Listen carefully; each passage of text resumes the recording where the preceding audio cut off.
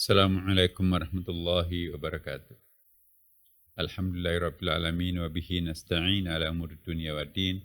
Wassalatu wassalamu ala rasulillah sayyidina wa habibina Muhammadin sallallahu alaihi wasallam. Para pemirsa dimanapun juga berada.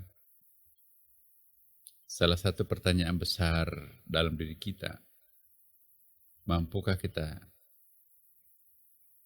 melahirkan dan sekaligus menjadikan anak kita itu anak spiritual?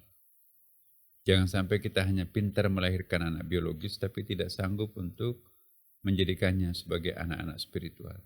Itu artinya bumerang buat kita. Qu anfusakum wa ahlikum nara. Ya. Ini peringatan Allah. Ya ayyuhalladzina amanu, wahai orang beriman. Ya. Qu anfusakum, waspadailah ya diri kalian. Ya. Dan keluarganya dari api neraka. Kenapa ada peringatan seperti ini? Ya, anak itu fitnah dalam Quran. Jadi kalau kita tidak sanggup menciptakannya sebagai anak yang saleh atau salehah, maka anak itu akan jadi bumerang buat kita. Ada seorang, ini dikisahkan dalam kitab kuning ya. Kita dulu di pondok pesantren bisa kita baca kisah ini dalam kitab Irsyadul Ibad. Ada sebuah riwayat. Ada sepasang ibu dan bapak berdiri di pinggir surga, dipanggil oleh malaikat penjaga surga. Udkhuluha bisalamin aminin, masuklah ke dalam surga yang dijanjikan Allah. Oh enggak, saya akan tunggu dulu anak semata wayang saya ini. Ya, aku dikaruniai satu-satunya anak yang aku sangat cintai. Kok belum muncul ini? Aku masuk surga nanti bersama dia. Tidak lama kemudian anak itu muncul dikawal oleh malaikat penjaga neraka. Oh itu dia, kedua orang tua itulah gara-garanya itu.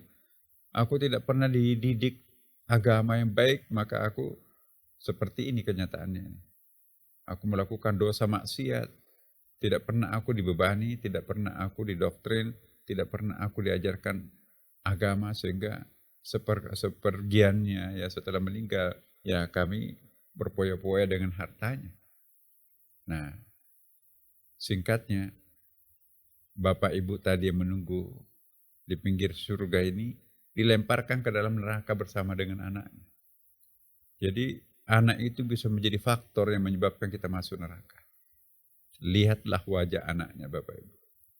Apakah itu anak nanti yang akan mendoakan kita setiap habis salat lima waktunya agar kita diampuni dosa, dimasukkan ke dalam surga.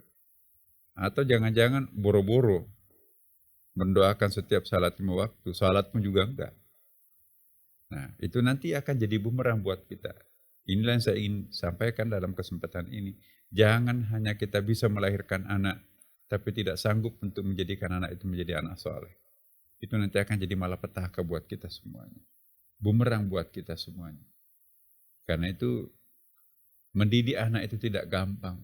Mulailah ketika ia akan kita ciptakan. Ya.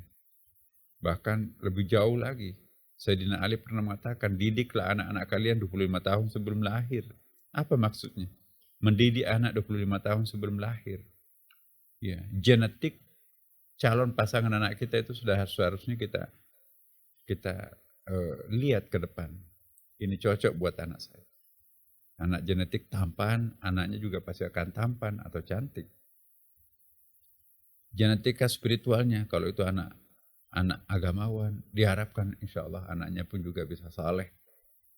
Nah, ketika dalam kandungan jangan pernah memasukkan unsur haram dalam perut rahim istri kita sendiri. Supaya anak itu nanti adalah anaknya penurut. Bagaimana bisa melahirkan anak saleh? Kalau seluruh yang dikonsumsi oleh istri kita yang sedang hamil berasal dari benda-benda syubhat. Anak itu pun juga dibesarkan dengan barang-barang yang haram.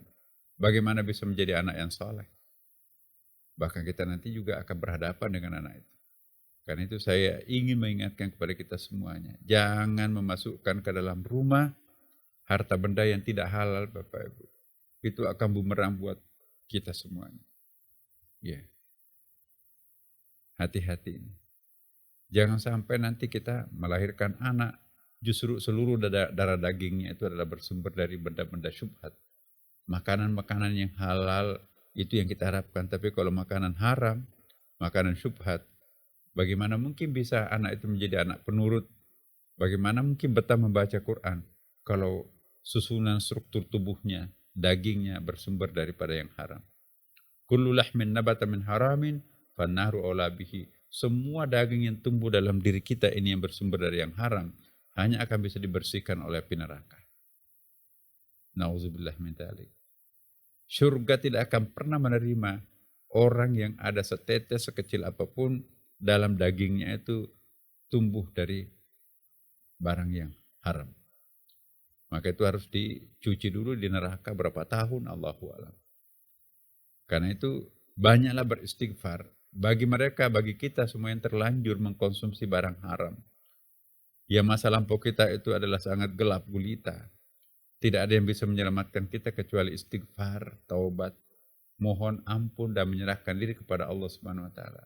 Ya Allah, inilah hamba-Mu. Tanpa pengampunanmu bagaimana mungkin bisa mencicipi keselamatan di dunia maupun di akhirat. Ya Allah, inilah hamba-Mu. Tanpa pengampunanmu bagaimana mungkin hamba-Mu bisa selamat dunia akhirat. Penyerahan diri total terhadap Allah dalam bentuk taubatan nasuha. Lakukan penyesalan diri terhadap semua perbuatan dosa masa lampau kita dan jangan pernah mengulanginya lagi. Bertekad dalam hati untuk tidak pernah jatuh di dalam lubang yang sama.